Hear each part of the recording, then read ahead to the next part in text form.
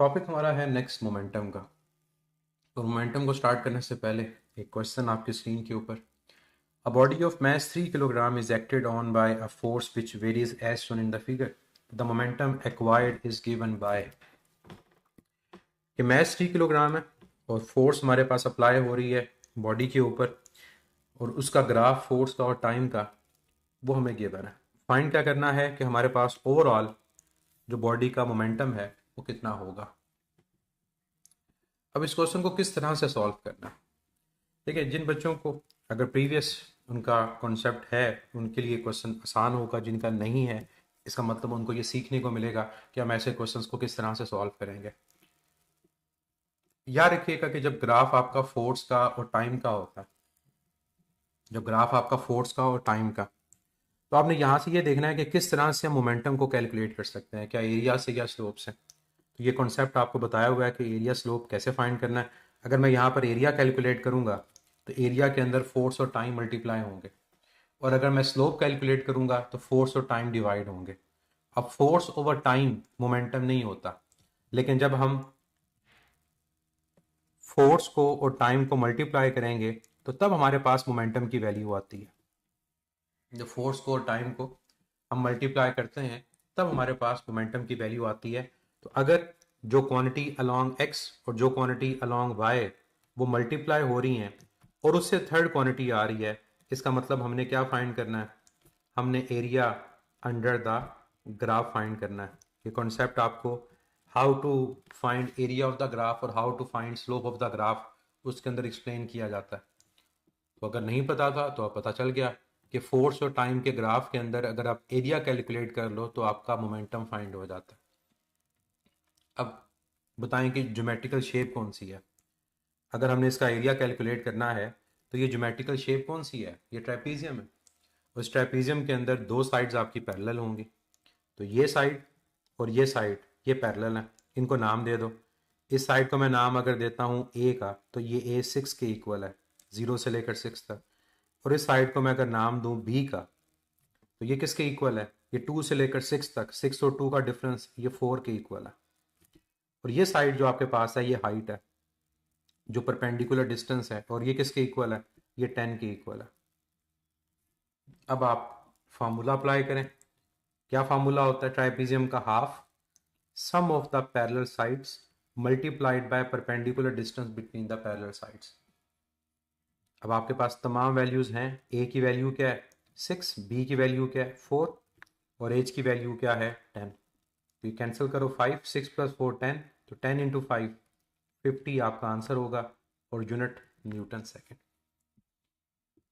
अब ये question mind zone का उन बच्चों के लिए जिनका पहले से इस टॉपिक से रिलेटेड कॉन्सेप्ट बेहतर हैं, और लेकिन वो बच्चे जो ये क्वेश्चन सॉल्व नहीं कर पाए उनको भी अब पता चल गया कि फोर्स और टाइम का ग्राफ अगर हो तो हम मोमेंटम को फाइंड कर सकते हैं। और कैसे फाइंड कर सकते हैं, एरिया से।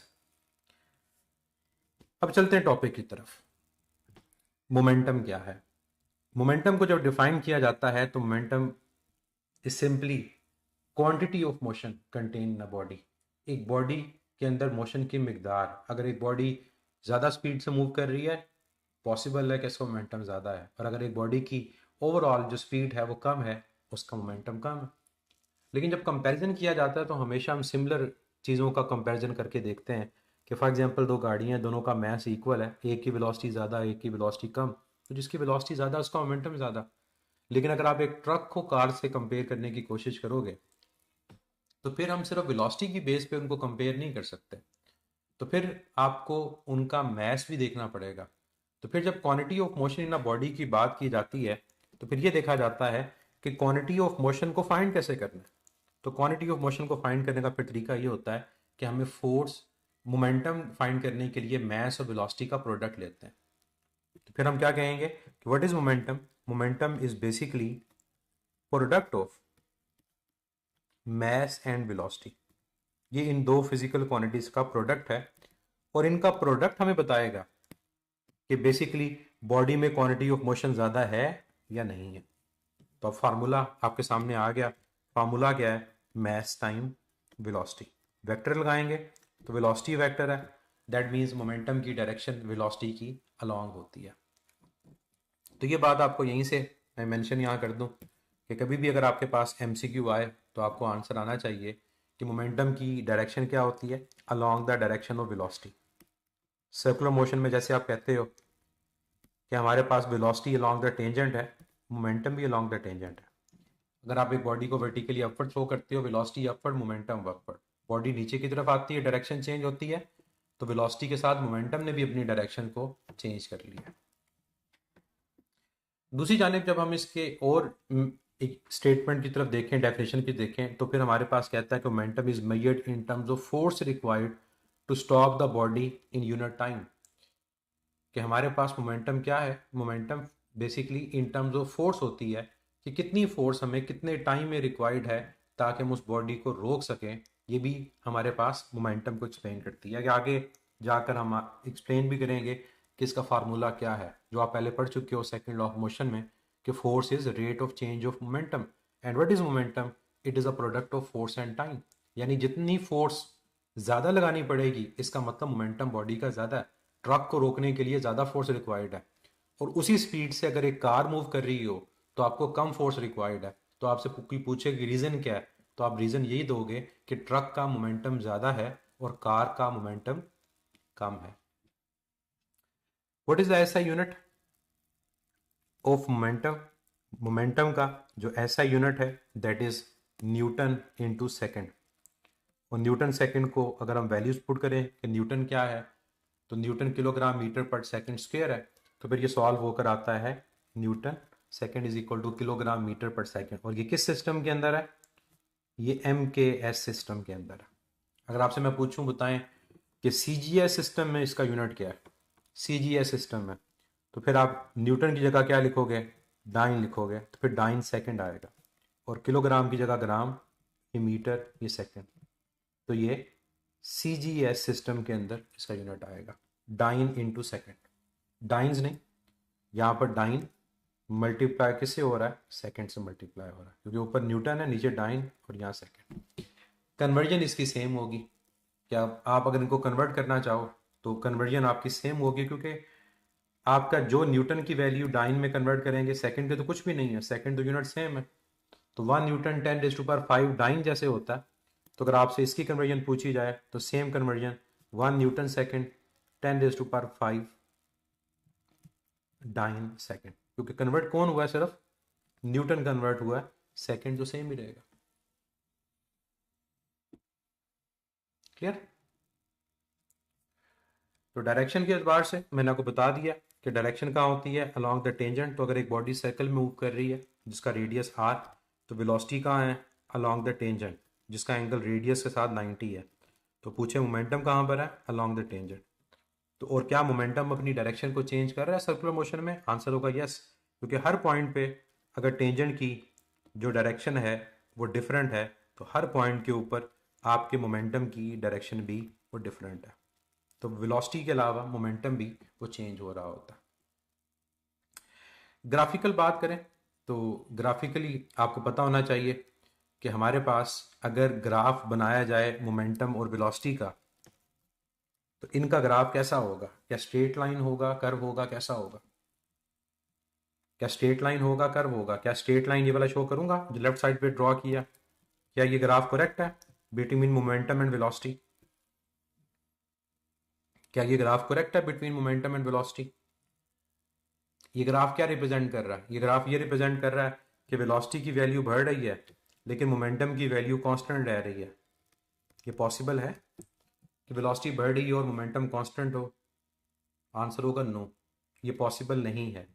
ये ग्राफ आपके पास जो है that is incorrect between momentum and velocity. तो ग्राफ कैसा होगा? Graph will be straight line, और जो एंगल पे इंक्लाइंड होगा लाइक दिस। क्यों स्ट्रेट लाइन? क्यों स्ट्रेट लाइन, कर्व क्यों नहीं? ग्राफ स्ट्रेट लाइन क्यों है, कर्व क्यों नहीं है? क्योंकि हमें पता है कि मोमेंटम का वेलोसिटी की पावर 1 के साथ रिलेशन है, लीनियर रिलेशन है। और जब लीनियर रिलेशन होता है तो ग्राफ स्ट्रेट लाइन बनता है। ये लेक्चर आपके पास अवेलेबल है LMS के ऊपर कि हम मैथमेटिकल इक्वेशन से ग्राफ कैसे रीड कर सकते हैं। कि अगर आपको कोई मैथमेटिकल इक्वेशन पता हो तो आपका ग्राफ कैसा होगा? स्ट्रेट लाइन होगा, कर्व होगा, इंक्रीजिंग स्लोप होगा, डिक्रीजिंग स्लोप होगा? तो यहाँ पर हमें पता है कि मोमेंटम का वेलोसिटी की पावर 1 के साथ रिलेशन है, ग्राफ लीनियर होगा, स्ट्रेट लाइन होगा, मतलब एंगल उसका चेंज नहीं हो रहा। अब मेरा आपसे क्वेश्चन है, इस ग्राफ की स्लोप किसके इक्वल है? अगर आप इस ग्राफ की स्लोप कैलकुलेट करना चाहते हो तो इस ग्राफ की स्लोप किसके इक्वल आएगी, या ग्रेडियंट जो मर्जी बोल दें, वो किसके इक्वल है? जी बिल्कुल करेक्ट, मैस के इक्वल है। क्योंकि जब आप स्लोप को कैलकुलेट करोगे तो स्लोप हमारे पास है tan थीटा, और tan होता है परपेंडिकुलर ओवर बेस। तो परपेंडिकुलर यहाँ पर है मोमेंटम, बेस यहाँ पर है वेलोसिटी। तो मोमेंटम को वेलोसिटी से डिवाइड करो तो मैस आता है। कई बच्चे इसमें कंफ्यूज होते हैं, कैसे वैल्यू पुट कर दें। मोमेंटम किसके इक्वल है? मैस वेलोसिटी के। तो वेलोसिटी कैंसिल हो जाएगा, तो आपका आंसर क्या आएगा? वो मैस आएगा। तो स्लोप इस ग्राफ की वो मैस को रिप्रेजेंट करती है, और मैस तो चेंज नहीं होता। एक गाड़ी मूव कर रही है तो क्या उसका मैस चेंज हो रहा होगा? अगर एक बॉडी मूव कर रही हो तो क्या उसका मैस चेंज होगा? नो। इसी वजह से तो इसकी स्लोप कांस्टेंट है। इसी वजह से तो इसकी जो स्लोप है वो मैस के इक्वल है, और वो कांस्टेंट है, क्योंकि मूविंग बॉडी जो होती है उसके मैस की वैल्यू वो चेंज नहीं हो रही होती। That's why the graph is a straight line और straight. Second law of motion में हमने देखा कि फोर्स और मोमेंटम का हमें रिलेशनशिप पता चलता है कि what is the relation between force and momentum. और इसके बारे में ये भी कहा जाता है कि मोमेंटम और सेकेंड लॉ ऑफ मोशन, ये स्टेटमेंट क्या है इसकी। जो पहले वाला ग्राफ है उसको भी स्ट्रेट लाइन कहेंगे, लेकिन पैरेलल टू टाइम एक्सिस या पैरेलल टू एक्स एक्सिस, उसकी स्लोप जीरो है, उसमें स्लोप कांस्टेंट नहीं बोलेंगे। इसमें एरिया फिजिकल क्वांटिटी कोई नहीं बनती। मोमेंटम इनटू वेलोसिटी ये कोई फिजिकल क्वांटिटी नहीं है। तो क्या है relation between force and momentum? ये आप सब जानते हो कि force applied on a body is equal to, किसके इक्वल है? जब फोर्स किसी बॉडी पे अप्लाई करेंगे, is equal to rate of change of momentum. तो ये स्टेटमेंट आपको सिर्फ याद नहीं करनी, इसको अप्लाई भी करना आना चाहिए कि force applied on a body is equal to rate of change of momentum. अब इस स्टेटमेंट को अप्लाई करना आना चाहिए, ये मैं बात क्यों कर रहा हूं? अभी मैं आपसे क्वेश्चन पूछूंगा और आई होप आप उस क्वेश्चन को करेक्ट करेंगे। फोर्स इक्वल है rate of change of momentum के। इसका मतलब अगर आपको change in momentum with respect to time given हो, आप फोर्स फाइंड कर सकते हो, या फोर्स अगर गिवन है तो आप rate of change of momentum उसको डिफाइन कर सकते हैं। तो यहां पर आपके पास इस फार्मूला को जो भी लिखा जा सकता है, m times v f minus v i over delta t, या t a minus t i, जो भी आपके पास वेरिएबल हो। तो कई दफ़ा एग्जामिनर आपको जो डाटा देगा वो वेलोसिटी की फॉर्म में देगा, मैस गिवन होगा, टाइम गिवन होगा, आप मल्टीप्लाई करोगे तो वहाँ से भी आप फोर्स को कैलकुलेट कर सकते हो। और यहाँ से जब हम इसको क्रॉस मल्टीप्लाई करें तो हमें एक इक्वेशन मिलेगी, और वो ये कि change in momentum is equal to product of force and time.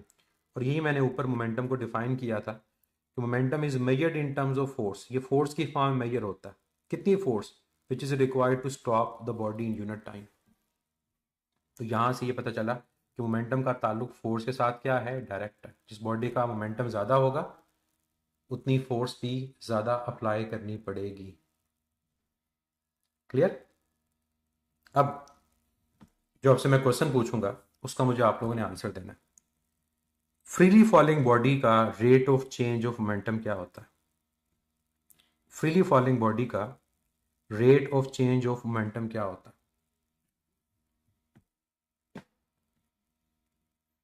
Area से काइनेटिक एनर्जी कैलकुलेट नहीं करेंगे बच्चे।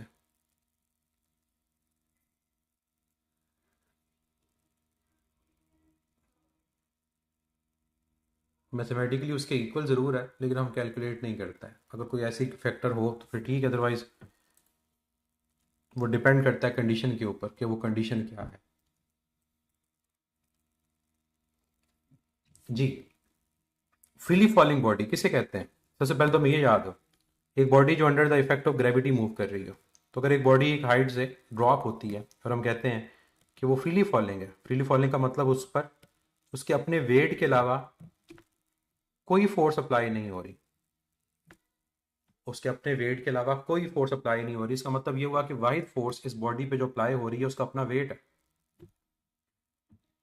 वाइथ फोर्स उस बॉडी पर अप्लाई हो रही है उसका अपना वेट है। तो हमने फाइंड क्या करना है, हमने फाइंड करना है फ्रीली फॉलिंग बॉडी का चेंज इन मोमेंटम। तो ये बच्चे फार्मूला लिखा हुआ है जिसका यूज करोगे आप, या फिर आप पहले वाले फार्मूला जो है उसको यूज करोगे और बताओगे किसका आंसर क्या आएगा। तो क्या आप कहोगे कि फ्रीली फॉलिंग बॉडी के अंदर हमारे पास rate of change of momentum किसके इक्वल है, that is equal to force, and that force is equal to weight. तो आपका वेट आंसर होगा। क्या आपका आंसर होगा इस केस में, wait, that is the rate of change of momentum of a freely falling body because that is the only force acting on it। ये वाहिद force है जो उस पर अप्लाई हो रही है, तो यही आपका rate of change of momentum होगा, जीरो के इक्वल नहीं आएगा। कई बच्चे इसका आंसर जीरो कर देते हैं। नेक्स्ट पॉइंट पे चलते हैं मोमेंटम से रिलेटेड, कि अगर फोर्स और टाइम का ग्राफ गिवन हो तो इसका एरिया किसके इक्वल है, और अगर मोमेंटम और टाइम का ग्राफ गिवन हो तो इसकी स्लोप किसके इक्वल है। ये दो तरह के इंफॉर्मेशन आपको पता होनी चाहिए। तो if a graph is between force and time, तो फिर उसका एरिया हमारे पास जो कैलकुलेट होता है वो किसके इक्वल होगा, वो चेंज इन मोमेंटम के इक्वल आएगा, क्योंकि एरिया के अंदर आपने परपेंडिकुलर और बेस को मल्टीप्लाई करना।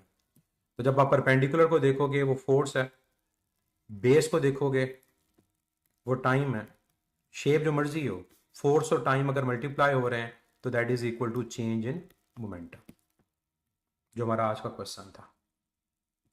क्योंकि हमने फार्मूला पढ़ लिया कि चेंज इन मोमेंटम क्या होता है, वो फोर्स का और टाइम का प्रोडक्ट होता है।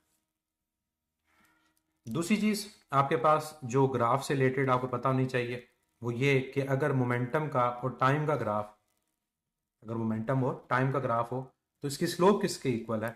तो आपका आंसर होगा कि मोमेंटम और टाइम के ग्राफ की जो स्लोप है वो फोर्स के इक्वल है। तो किसके इक्वल है, फोर्स के। क्यों, जब आप परपेंडिकुलर और बेस को डिवाइड करेंगे, मैं यहाँ पर एक ट्राइंगल बनाता हूँ स्लोप फाइंड करने के लिए, तो जो परपेंडिकुलर है ये आपका चेंज इन मोमेंटम है कि यहाँ से लेकर यहाँ तक कितना मोमेंटम चेंज हुआ, और जो ये बेस है दिस वन इज टाइम। तो परपेंडिकुलर आपके पास डेल्टा पी और बेस आपके पास डेल्टा टी, तो rate of change of momentum क्या होता है, वो फोर्स के इक्वल है।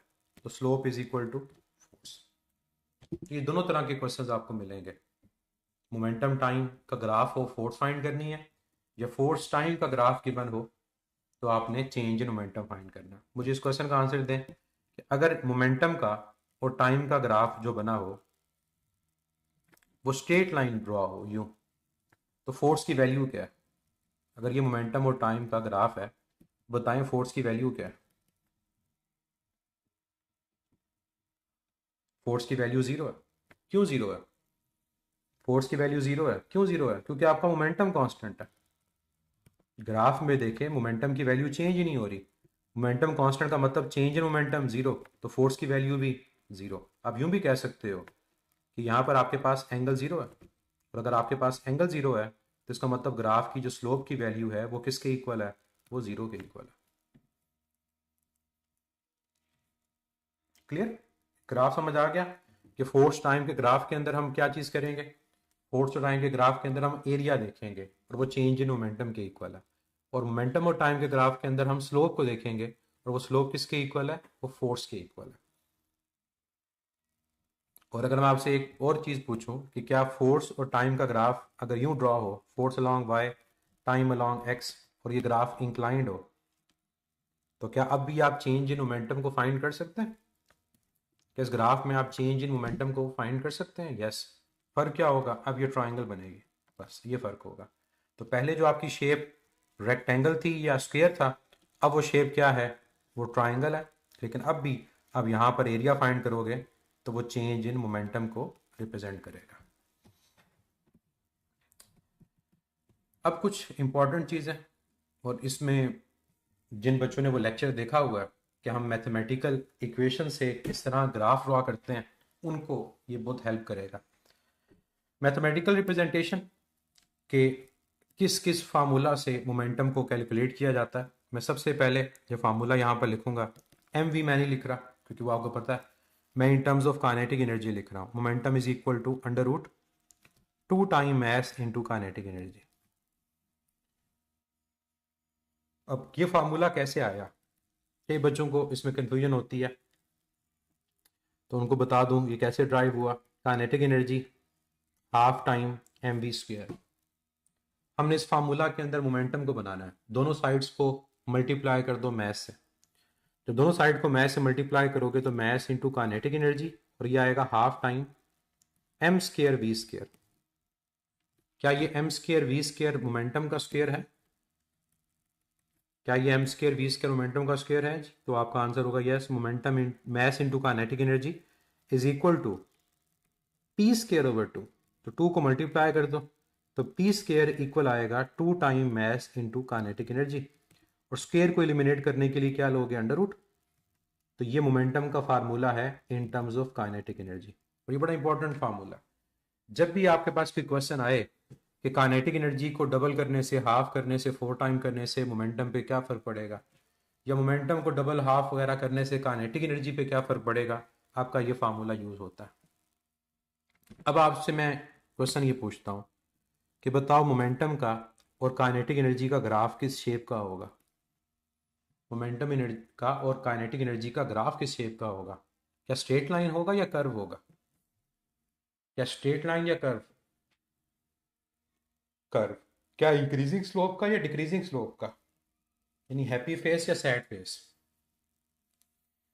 लेकिन ग्राफ की शेप पता चल गई, ग्राफ कर्व है, पैराबोलिक है। हैप्पी फेस, सैड फेस, तो आंसर होगा यहाँ ग्राफ सैड फेस बनेगा, क्योंकि अंडर रूट के साथ हमारा रिलेशन है। और जब भी किसी क्वांटिटी का दूसरी क्वांटिटी के साथ अंडर रूट के साथ रिलेशन हो तो फिर स्लोप बढ़ती नहीं है, स्लोप कम होती है। क्यों? अंडर रूट लेने से दो वैल्यूज के दरमियान डिफरेंस कम होता है। नेक्स्ट फार्मूला, ये बहुत कम यूज होता है लेकिन हमें पता होना चाहिए, मोमेंटम का formula in terms of kinetic energy and velocity, और ये फार्मूला है momentum is equal to 2 times kinetic energy और वेलोसिटी। कहाँ पर यूज होता है इसकी एग्जांपल मैं आपको देता हूँ कि अगर मोमेंटम और काइनेटिक एनर्जी इक्वल हो न्यूमेरिकली, मोमेंटम और काइनेटिक एनर्जी न्यूमेरिकली इक्वल हो तो फिर वेलोसिटी कितनी होगी? अगर मोमेंटम और काइनेटिक एनर्जी न्यूमेरिकली इक्वल हो, न्यूमेरिकली इक्वल का मतलब है कि दोनों की वैल्यू सेम है, फर्स्ट करो x है, दोनों कैंसिल आउट हो जाएंगे तो वेलोसिटी कितनी आएगी? 2। वेलोसिटी कितनी आएगी? 2, क्योंकि जब मोमेंटम और काइनेटिक एनर्जी इक्वल है ये कैंसिल आउट हो जाएंगे, तो फिर वेलोसिटी की वैल्यू 2 के इक्वल आएगी। ये फार्मूला कैसे आया? अब फार्मूला बड़ा आसान है, जैसे ऊपर आपने सॉल्व किया, मैं इसको भी कर देता हूँ। Kinetic energy is equal to half mv²। Right side पे जो mv² है इसको लिख सकते हैं mv इंटू वी, तो ये जो mv होगा ये बन जाएगा मोमेंटम। तो काइनेटिक एनर्जी इक्वल आ जाएगी हाफ टाइम pv के, तो p किसके इक्वल आएगा? 2 times kinetic energy over velocity. Graph कैसा होगा इसका? अगर मोमेंटम का और काइनेटिक एनर्जी का ग्राफ ड्रॉ करें इस केस में तो स्ट्रेट लाइन बनेगा। क्यों? पावर 1 के साथ रिलेशन है और डायरेक्ट है, तो इस ग्राफ में कोई मसला नहीं होना चाहिए, graph will be straight line. और reason because momentum is directly proportional to kinetic energy और पावर क्या है? 1। नेक्स्ट, मोमेंटम का formula in terms of potential voltage under root of 2 time mass voltage into charge. ये formula कैसे आता है? Kinetic energy की वैल्यू को पुट करके, कि यहां पर आप काइनेटिक एनर्जी की वैल्यू पुट करो तो ये फार्मूला आएगा, और इसका ग्राफ भी वैसा ही बनेगा जैसा ऊपर है, कि अगर मैं यहां पर काइनेटिक एनर्जी की जगह वोल्टेज ले लेता हूं, ग्राफ कर्व ही होगा, अंडर रूट के साथ रिलेशन है। नेक्स्ट, मोमेंटम का formula in terms of wavelength, या आप डी ब्रॉगली में पढ़ते हो दोनों फार्मूलाज, थर्ड और fourth. Momentum is equal to h over lambda. तो जिस फोटोन की वेवलेंथ कम होती है उस फोटोन का मोमेंटम ज़्यादा होता है, जिस फोटोन की वेवलेंथ कम उसका मोमेंटम ज़्यादा। तो मुझे बताएं, रेड फोटोन का मोमेंटम ज़्यादा है या ब्लू फोटोन का मोमेंटम ज़्यादा? रेड फोटोन का ज़्यादा है या ब्लू का? ब्लू का, क्योंकि ब्लू की वेवलेंथ कम उसका मोमेंटम ज़्यादा। इसके अलावा हमारे पास जो फार्मूला यूज़ होता है मोमेंटम के लिए वो इन टर्म्स ऑफ एनर्जी और स्पीड ऑफ लाइट है। ये इज इक्वल टू mc² से आता है, इज इक्वल टू mc²। इससे हमें ये पता चलता है कि जिस फोटोन की एनर्जी ज़्यादा होती है उस फोटोन का मोमेंटम ज़्यादा होता है। जैसे ब्लू हमारे पास जो कलर है उसके फोटोन की एनर्जी ज़्यादा है क्योंकि उनकी वेवलेंथ कम है, तो उनकी मोमेंटम की वैल्यू भी ज़्यादा होगी। अब ग्राफ अगर ड्रॉ किया जाए मोमेंटम का और वेवलेंथ का, तो ग्राफ की शेप क्या होगी? मोमेंटम अलॉन्ग वाई और वेवलेंथ अलॉन्ग एक्स। अब आपको पता है इनवर्स रिलेशन है, ग्राफ स्ट्रेट लाइन होगा कर्व होगा, ग्राफ स्ट्रेट लाइन होगा कर्व होगा, कर्व होगा। और कर्व होने के बाद आपके पास नेक्स्ट चीज किसकी शेप, इंक्रीजिंग स्लोप या डिक्रीजिंग स्लोप? तो बिल्कुल आंसर करेक्ट है, इसकी स्लोप डिक्रीजिंग स्लोप होगी, लाइक दिस, जैसा पैराबोला होता है बॉयज ला, उस तरह की इस ग्राफ की शेप होगी। एक क्वेश्चन जल्दी से सॉल्व करें फिर नेक्स्ट पॉइंट पे चलते हैं। अगर हमें गिवन हो कि दो बॉडीज हैं, उनकी मास की रेशो 2:5 है, अगर दो बॉडीज हैं उनके मास की रेशो 2:5 है और दोनों की काइनेटिक एनर्जी की वैल्यू इक्वल है, तो क्या आप उनके मोमेंटम की रेशो को कैलकुलेट कर सकते हैं? या मोमेंटम इक्वल है तो क्या आप उनकी काइनेटिक एनर्जी की रेशो को फाइंड कर सकते हैं? कैसे, क्या आंसर आएगा?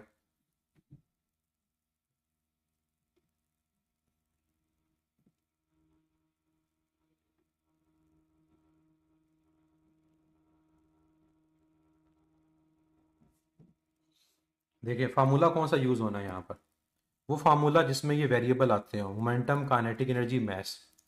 तो फार्मूला है momentum is equal to under root of 2 time mass into kinetic energy. तो काइनेटिक एनर्जी इक्वल है, जब रेशो लोगे कैंसिल हो जाएगा, लेकिन मास के ऊपर अंडर रूट है तो ये अंडर रूट ऑफ m1/m2 आएगा। तो मास की रेशो 2:5 है, तो आपका आंसर आएगा under root of 2 ratio under root of 5, ये आंसर आएगा, under root of 2 ratio under root of 5।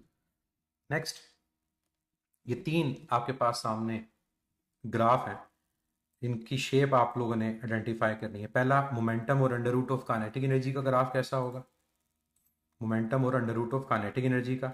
दूसरा, काइनेटिक एनर्जी का और मोमेंटम का ग्राफ कैसा होगा। और थर्ड वन, मोमेंटम का और काइनेटिक एनर्जी का ग्राफ कैसा होगा। इसमें एक्सिस मैं चेंज कर रहा हूँ, पहला स्ट्रेट लाइन, दूसरा सॉल्व नहीं करेंगे, ऑप्शन पे डिपेंड करता है, अगर ऑप्शन यहीं पर लिखी हुई है 2:5 अंडर रूट तो इतना ही सॉल्व करेंगे। पहला स्ट्रेट लाइन आएगा, दूसरा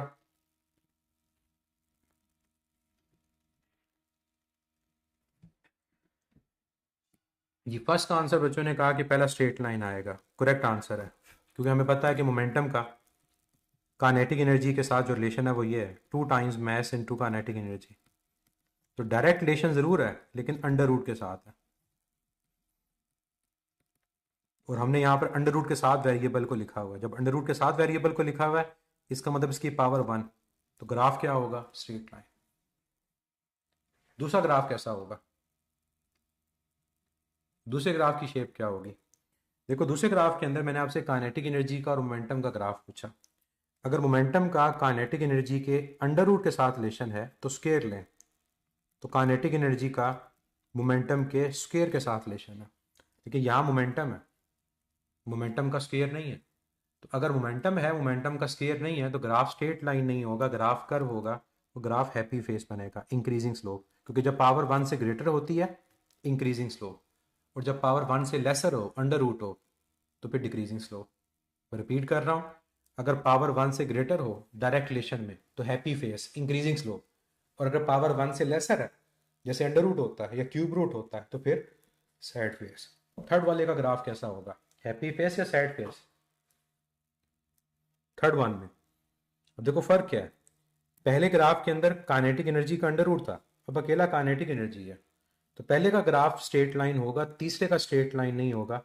तीसरे का ग्राफ क्या होगा, वो डिक्रीजिंग स्लोप होगा, बिकॉज मोमेंटम का रिलेशन काइनेटिक एनर्जी से ज़रूर है, डायरेक्ट है, लेकिन अंडर रूट के साथ।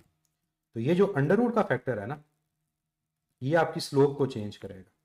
तो इस अंडर रूट की वजह से आपकी जो ग्राफ की शेप है वो डिक्रीजिंग स्लोप है। इस पावर 1 की वजह से ग्राफ कैसा है, स्ट्रेट लाइन है। इस पावर 2 की वजह से ग्राफ क्या है, कर्व है और हैप्पी फेस है। तो ये चीज़ आपको आइडेंटिफाई करनी आनी चाहिए कि किस बेस के ऊपर आप ग्राफ की शेप को स्ट्रेट कर रहे हो, किस वजह से ग्राफ की शेप को हैप्पी फेस कर रहे हो और किसकी वजह से आप सैड फेस कर रहे हो। क्लियर? बाकी लेक्चर देखिएगा, उससे आपको ये काफ़ी ज़्यादा क्लियर होगा।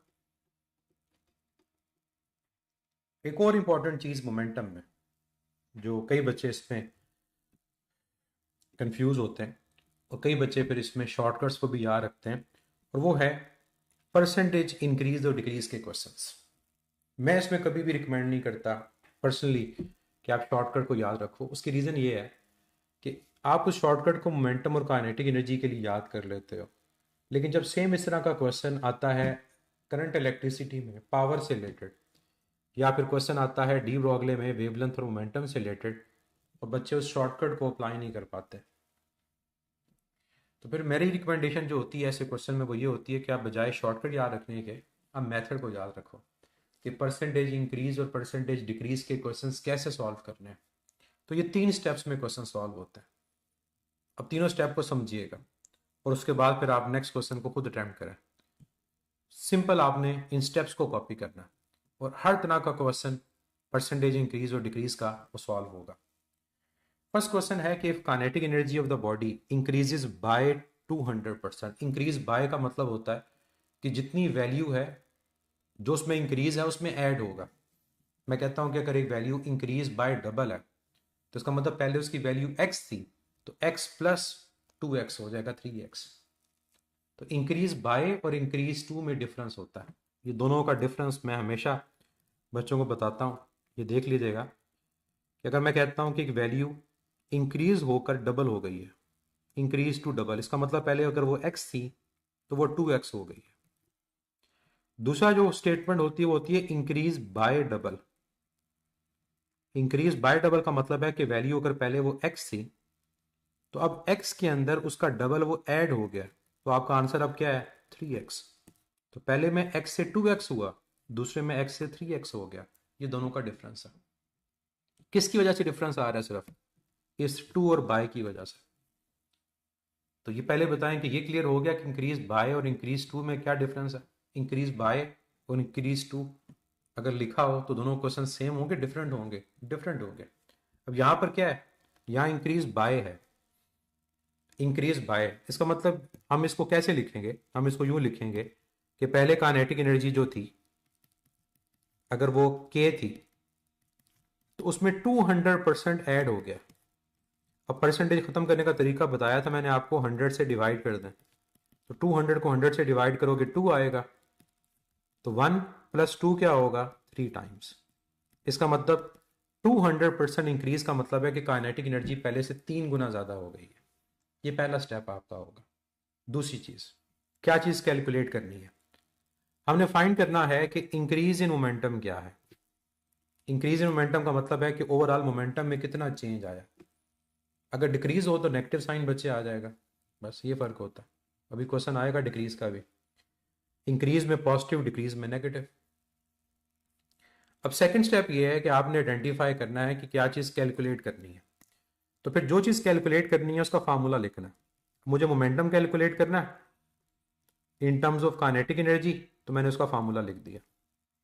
अब नेक्स्ट स्टेप क्या है, ऊपर जो वैल्यू फाइंड की उसको सब्स्टिट्यूट कर दो। ऊपर जो वैल्यू फाइंड की उसको सब्स्टिट्यूट करो, तो उसको मैं प्राइम लिख देता हूँ और नीचे जो वैल्यू है उसको मैं अब सब्स्टिट्यूट करूंगा। तो वैल्यू मेरी क्या है 3 टाइम्स, तो यहां पर आ जाएगा under root 2 time S into 3 times of kinetic energy. अब यहां पर एक चीज बड़ी ध्यान से हमें कंपैरिजन करना है ना, तो जो एक्चुअल फार्मूला है उसको छोड़कर बाकी देखो नई चीज क्या है। तो एक्चुअल फार्मूला है 2 टाइम मैस काइनेटिक एनर्जी, तो जो न्यू चीज है वो ये 3 है। इस 3 को सेपरेट कर दो। जो 3 को सेपरेट करके लिखोगे तो क्या लिखोगे, आप लिखोगे under root 3 times under root of 2 time mass into kinetic energy. इसका मतलब आपका मोमेंटम पहले से कितना हो गया, √3 टाइम्स हो गया। तो सेकंड स्टेप यहाँ कंप्लीट हो गया कि जब आपने वैल्यू पुट की तो आपको पता चल गया कि आपकी जो न्यू वैल्यू है मोमेंटम की वो कितनी है, वो √3 टाइम्स है। तीसरा और आखिरी स्टेप, आपने फाइंड करना है कि कितने परसेंट बढ़ा कितने परसेंट कम हुआ। एक फार्मूला याद रख लें कि जब भी परसेंटेज चेंज को फाइंड करना हो, अब चाहे वो परसेंटेज चेंज इंक्रीज का हो, चाहे वो परसेंटेज चेंज डिक्रीज का हो, परसेंटेज इंक्रीज या डिक्रीज कुछ भी, आपने देखना है कि वैल्यू में कितना चेंज आया, उसको डिवाइड कर देना है ओरिजिनल वैल्यू से और मल्टीप्लाई कर देना है 100 से। Change over original multiply by 100। और चेंज को फाइंड करते हुए इस बात का ख्याल रखना है बड़े में से छोटे को सब्ट्रैक्ट करना है। परसेंटेज वैल्यू कभी नेगेटिव नहीं होती। अब आ जाए जरा अपने क्वेश्चन पे। आपको फाइंड करना है परसेंटेज इंक्रीज इन मोमेंटम। तो ऊपर आएगा मोमेंटम में चेंज पी प्राइम और पी, नीचे आएगी ओरिजिनल वैल्यू पी और मल्टीप्लाई कैसे कर दोगे 100 से। वैल्यू पुट करो, आपका आंसर आ जाएगा। अब पी प्राइम क्या है, √3। तो √3p minus P over P multiply by 100। आप सबको √3 की वैल्यू पता है कितनी होती है, 1.7। तो यहां वैल्यू पुट करें 1.7p minus P over P multiply by 100। सबको सब्ट्रैक्ट करना आता है। 1.7p में से p को करो सब्ट्रैक्ट, क्या आएगा 0.7p। 0.7p, p से कैंसिल हो जाएगा।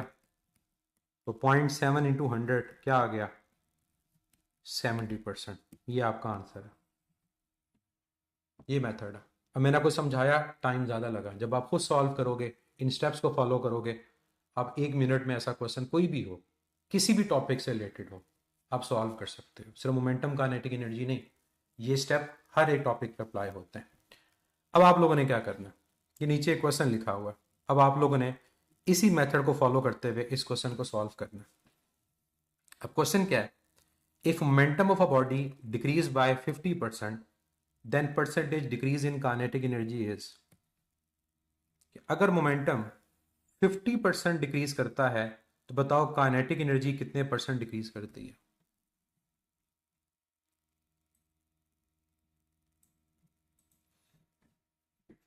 If momentum decreases by 50%, then percentage decrease in kinetic energy will be।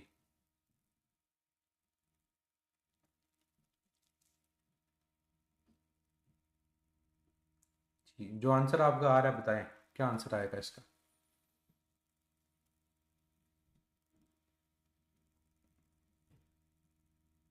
तो मैं बार बार आप लोगों को ये कहूँगा, इंस्टेड ऑफ शॉर्टकट जो आप लोगों ने याद किए होते हैं, कई बच्चों ने इस क्वेश्चन को सॉल्व करने के मेथड को फॉलो करें। ये आपको मेरी बात आगे जाकर फिर याद आएगी कि क्यों इसका फ़ायदा है कि हम मेथड को क्यों फॉलो करें, हालांकि हमें शॉर्टकट तो पता है। ये आपको बाद में समझ आएगी कि क्या फ़ायदा है यहाँ पर मेथड का।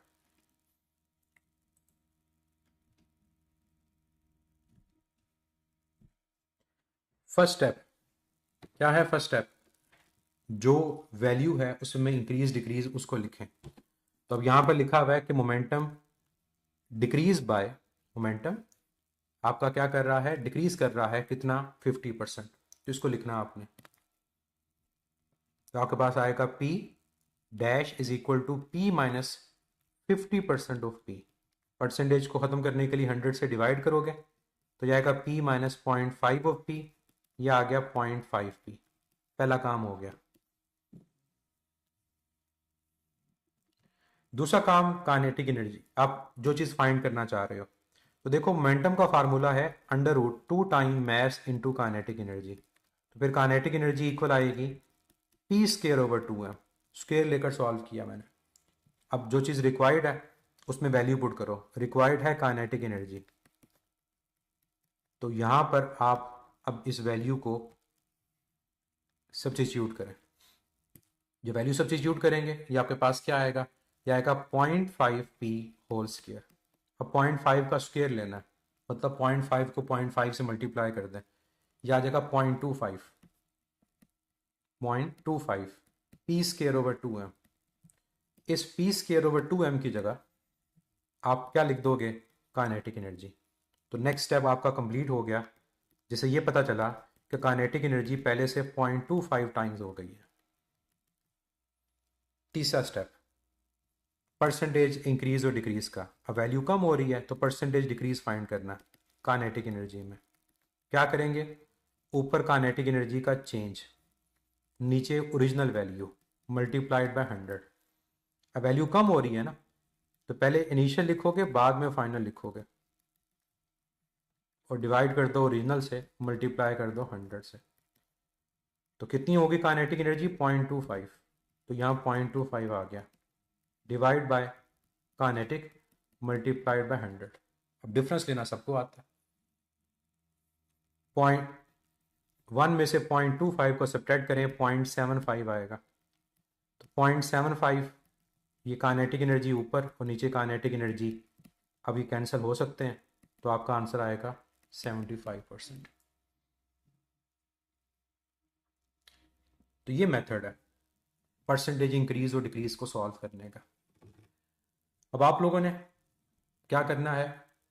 प्रैक्टिस के लिए इन दो क्वेश्चंस को सॉल्व करना कि अगर काइनेटिक एनर्जी 500% बढ़ती है तो मोमेंटम कितना बढ़ेगा, और अगर मोमेंटम 20% कम होता है तो काइनेटिक एनर्जी कितनी कम होती है। और इन दोनों के आंसर्स आप लोग बताएंगे कि इनके आंसर्स क्या आते हैं। आप लोगों के पास टोटल जो टाइम है इन दोनों क्वेश्चंस को सॉल्व करने का वो 3 मिनट्स है। नेगेटिव साइन नहीं आएगा, परसेंटेज कभी नेगेटिव नहीं होती। इसलिए मैंने बताया था कि जब चेंज फाइंड करना है तो हमेशा बड़ी में से छोटी चीज़ को सब्ट्रैक्ट करें, कभी परसेंटेज के साथ नेगेटिव साइन नहीं आता। परसेंटेज 100 से ऊपर हो, वैल्यू बढ़ने को शो करती है। परसेंटेज वैल्यू 100 से छोटी हो, वैल्यू कम होने को शो करती है।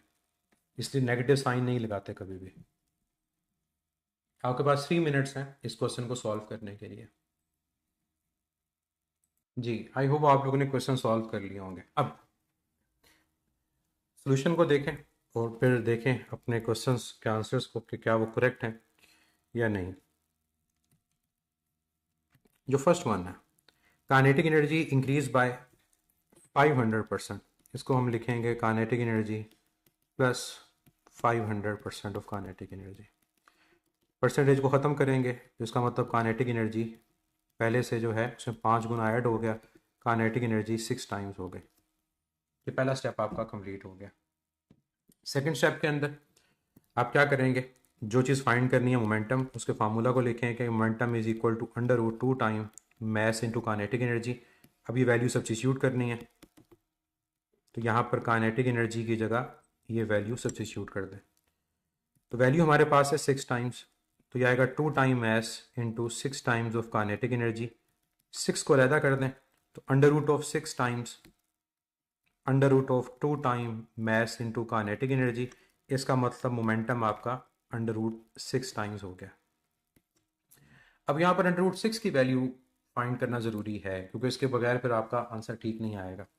तो जो √6 है वो बेसिकली √3 इंटू √2 है। √3 इंटू √2, तो √3 1.7 है, √2 1.4 है। ठीक है, कैलकुलेटर के साथ आप एग्जैक्ट बता सकते हैं, लेकिन हमें उसके बगैर याद रखना है 1.7 और 1.4। तो 17 को 14 से मल्टीप्लाई कर दें, 238, तो 2.38। ठीक है, 2.38, इसको आप 2.4 भी लिख सकते हो राउंड ऑफ करके।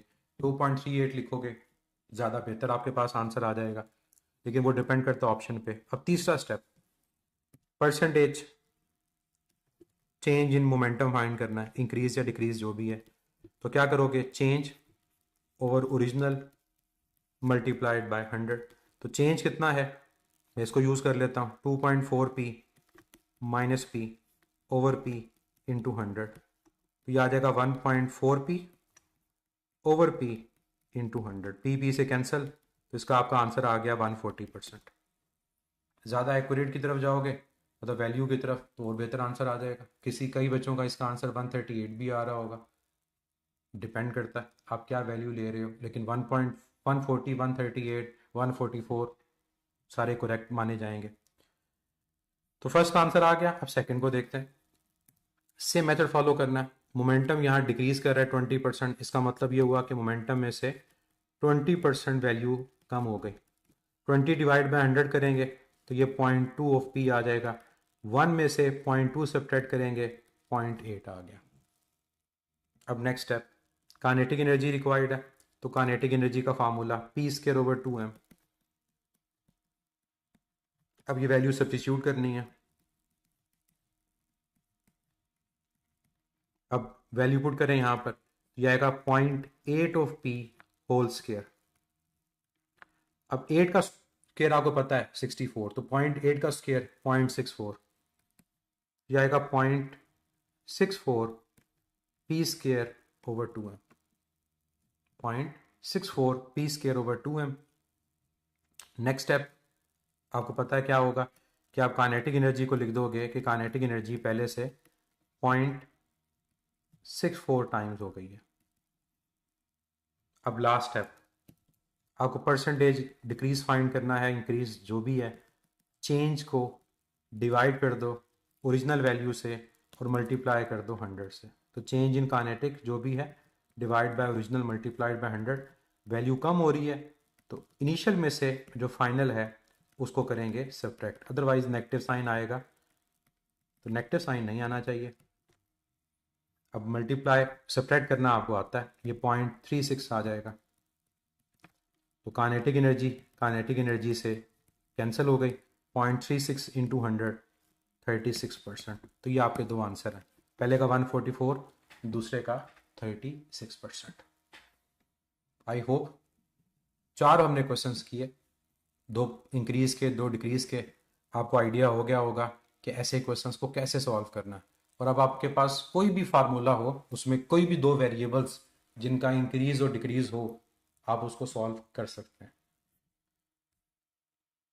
और ये 2 क्वेश्चन ऐसे हैं जिनमें अंडर रूट और स्क्वायर इन्वॉल्व होता है, कई ऐसे होते हैं जिनमें ना अंडर रूट होता है ना स्क्वायर होता है, उनमें क्वेश्चन ज़्यादा आसान हो जाते हैं, उनको सॉल्व करना कंपैरेटिवली आसान होता है और वो जल्दी सॉल्व हो जाते हैं।